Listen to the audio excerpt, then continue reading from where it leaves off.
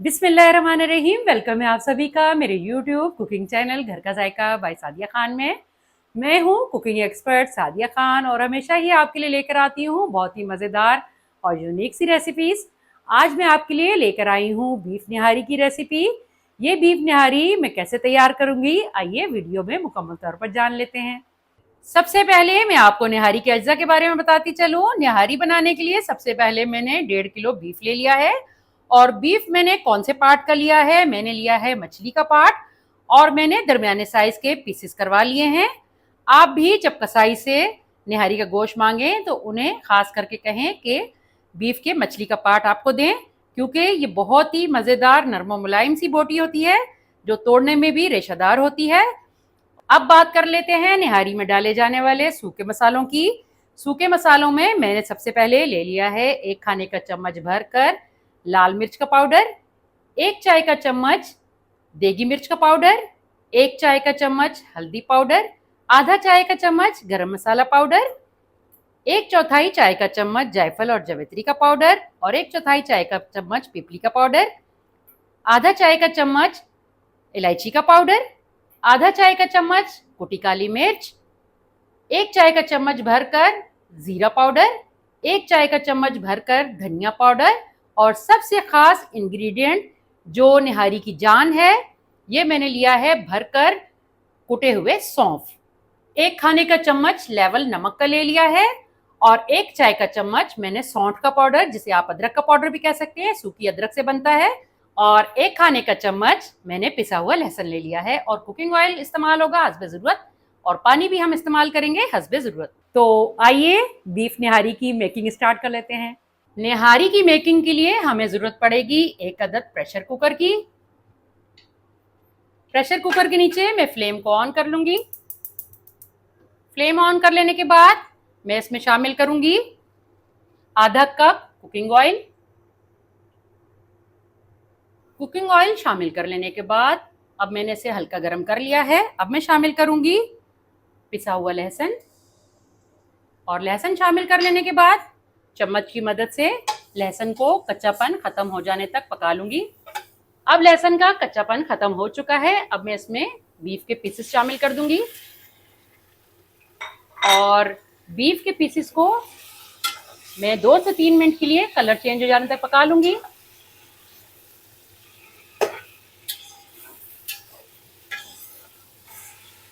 तीन मिनट तक मैंने बीफ को बहुत अच्छी तरह से भून लिया है और अब मैं शामिल करूंगी तमाम ड्राई स्पाइसेस और इन्हें भी मैं कच्चापन खत्म हो जाने तक बहुत अच्छी तरह से भून लूंगी बीफ के साथ।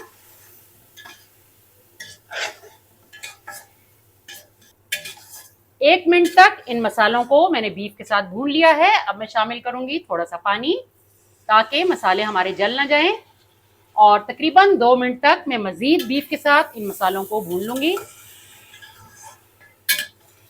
बीफ और सूखे मसाले बहुत अच्छी तरह से भुन चुके हैं। अब मैं शामिल करूंगी पानी।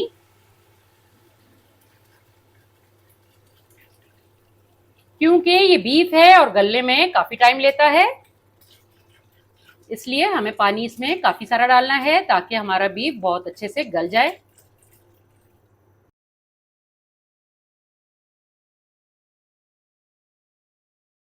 और अब मैं वेट करूंगी एक उबाल आने का। मैंने निहारी तैयार करने के लिए 8 गिलास पानी शामिल किया था, क्योंकि ये बीफ है और ये गलने में वक्त लेता है। अब मैं आपको बताती चलूं कि आप देख सकते हैं कि छोटे छोटे से बबल्स शोरबे में बनना शुरू हो चुके हैं। अब इस पॉइंट पर मैं प्रेशर कुकर को कवर कर दूंगी ढक्कन से।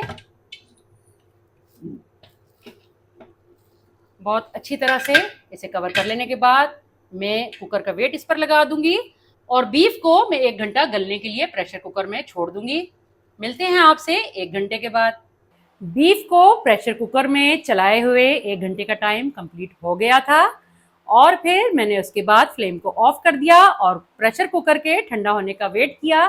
अब प्रेशर कुकर का जो जितनी भी एक्स्ट्रा भाप थी वो सब निकल चुकी है। तो आइए हम अपने बीफ को चेक कर लेते हैं कि किस हद तक गल चुका है।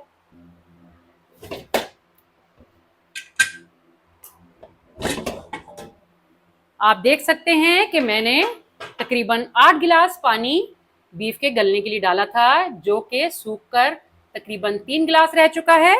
और अब हम बीफ को भी चेक कर लेते हैं कि किस हद तक गल चुका है।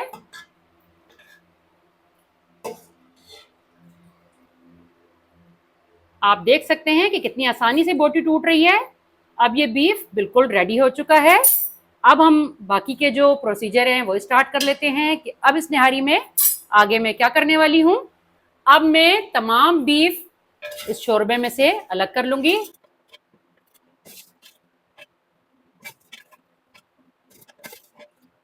तमाम बीफ अलग कर लेने के बाद अब मैं शोरबे के नीचे चूल्हे का फ्लेम ऑन कर दूंगी। फ्लेम को ऑन कर लेने के बाद अब मैं शोरबे में उबाल आने का वेट करूंगी और मैं आपको बताऊंगी कि अब मैं क्या करने वाली हूं। अब शोरबे में बेहतरीन से उबाल आ चुके हैं और अब जो ये कुकिंग ऑयल साइड पे चला गया है, अब इसे मैं एक गहरे चम्मच की मदद से ऊपर से निकाल लूंगी। और ये मैं क्यों निकाल रही हूँ ये भी मैं आपको आगे जाकर बताऊंगी।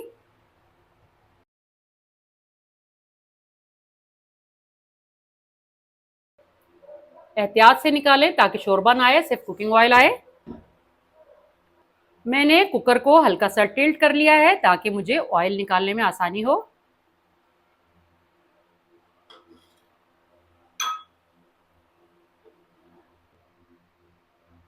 अब मैंने कुछ मिकदार ऑयल की एक प्याली में निकाल ली है और बाकी जो थोड़ा बहुत रह गया है वो मैं इसी में रहने दूंगी।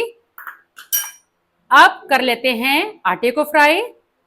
मैंने एक पैन में आधी प्याली के करीब छना हुआ आटा ले लिया है। ये वही आटा है जो अमूमन घरों में इस्तेमाल होता है। अब मैं फ्लेम को ऑन कर लूंगी। आटे को मैं खुशबू आ जाने तक ड्राई रोस्ट कर लूंगी। और आपको भी मैं एक नसीहत करती चलूं कि आप जब भी निहारी पकाएं उसमें कभी भी कच्चा आटा शामिल ना करें, क्योंकि इतना अच्छा टेस्ट नहीं आएगा जितना कि आटे को ड्राई रोस्ट करके शामिल करने से आएगा। अब आटे में से बहुत अच्छी सी खुशबू उठना शुरू हो चुकी है और कलर भी आप देख सकते हैं कि हल्का हल्का सा इस पर कलर भी आ चुका है। ये हमारे निहारी के कलर को शानदार कर देगा। अब मैं फ्लेम को ऑफ कर दूंगी। आटे की भुनाई कर लेने के बाद अब मैं शामिल करूंगी तकरीबन 1 प्याली पानी में इस आटे को।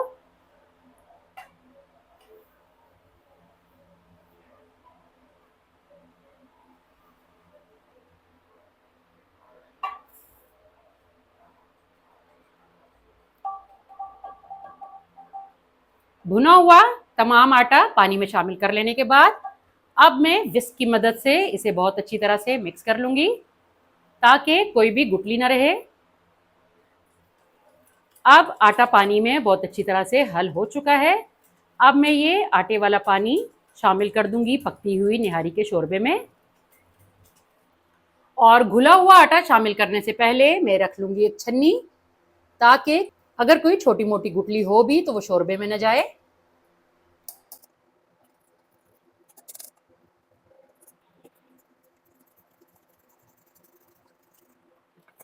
घुला हुआ आटा शामिल कर लेने के बाद अब मैं मुस्तकिल चम्मच चला लूंगी ताकि घुला हुआ आटा शोरबे में बहुत अच्छी तरह से मिक्स होकर पक जाए।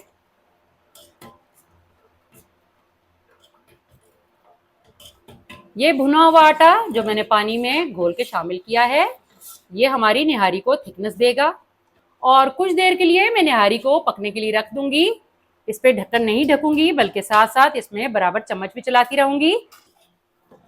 अब आटे की शोरबे में बहुत अच्छी तरह से मिक्सिंग कर लेने के बाद मैं शामिल कर दूंगी जो बीफ मैंने निकाल कर रखा था। और मैं आपको बताती चलूं कि मैंने ये इसलिए निकाला था ताकि जब मैं आटा मिक्स करूं और चम्मच चलाऊं तो ये जो बीफ है इसकी शेप खराब ना हो।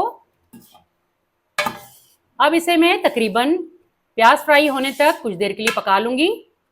मेरे पास है एक दरमियाने साइज का प्याज बारीक बारीक स्लाइसेस में कट किया हुआ। और एक पैन में मैंने कुकिंग ऑयल गर्म होने के लिए रख दिया है। अब मैं शामिल करूंगी प्याज को फ्राई होने के लिए इस गर्म तेल में।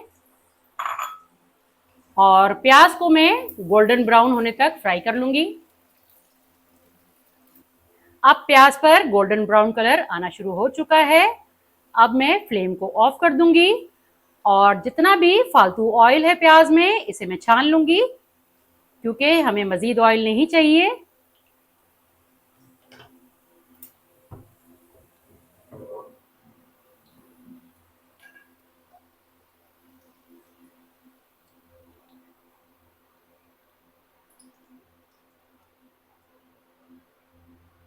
फ्राई किए हुए प्याज को अब मैं शामिल कर दूंगी पकती हुई निहारी में और चम्मच चलाकर प्याज को अच्छी तरह मिक्स कर लूंगी। आप निहारी की थिकनेस भी देख सकते हैं। अब ये निहारी सर्व किए जाने के लिए बिल्कुल तैयार है। अब मैं फ्लेम को ऑफ कर दूंगी और निहारी को निकाल लूंगी एक सर्विंग प्लेट में। तो आइए सर्विंग प्लेट में निहारी निकाल लेते हैं। बिस्मिल्लाहिर्रहमानिर्रहीम।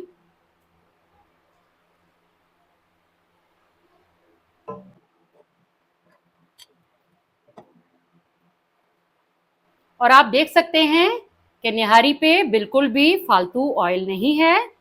जो थोड़ा बहुत था वो मैंने इसलिए निकाल लिया था ताकि जब मैं ये निहारी सर्व करूं तो इसके ऊपर डाल के दे सकूं। कई लोग 2-2 3-3 तड़के ऑयल के लगाते हैं जो कि हेल्थ बेनिफिशियल बिल्कुल भी नहीं है, इसलिए ज़्यादा ऑयल से गुरेज करें। तो लीजिए तैयार है मज़ेदार सी बीफ निहारी। अब कर लेते हैं इसकी गार्निश।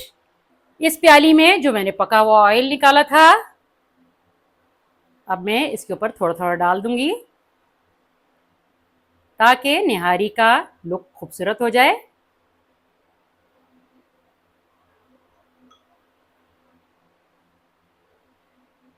गार्निश में मेरे पास है जूलियन कट किया हुआ अदरक, स्लाइसेस में कट की हुई हरी मिर्चें, लेमन और चॉप किया हुआ हरा धनिया।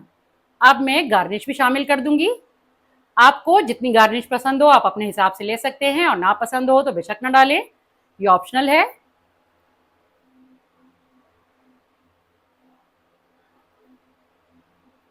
मुझे तो गार्निश बेहद पसंद है, ख़ास तौर पर हरी मिर्चें।